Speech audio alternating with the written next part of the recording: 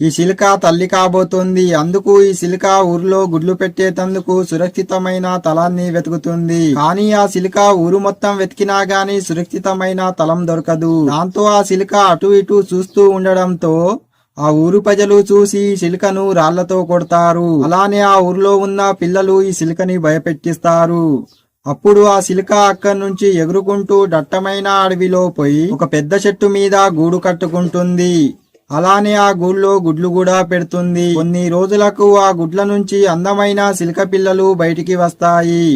ఒక రోజు ఆ చిలుక పిల్లలకు ఆహారం తేనికి బయటికి పోతుంది. అలానే ఆహారం సేకరించి తన పిల్లలకు తీసుకువస్తున్న సమయంలో ఒక డేగ ఈ చిలుకపై దాడి చేస్తుంది. అప్పుడు ఈ చిలుక పిల్లలు తన తల్లిపోయి చాలా సేపైనా రాకపోవడంతో అమ్మా అమ్మా అని గట్టిగా అరవడం మొదలు పెడతాయి. ఆ పిల్లల అరుపులని విన్న ఆ తల్లి చిలుక పానాలకు తెగించి ఆ డేగను కాల్తో నేలవైపు తంతుంది. అలానే ఆహారాన్ని తీసుకువచ్చి తన పిల్లలకు తినిపిస్తుంది. కానీ ఈ చిలుక ఏడవడం మొదలు పెడుతుంది. ఎందుకంటే మన వీడియోకి ఎవరూ లైక్ చేయలేదని.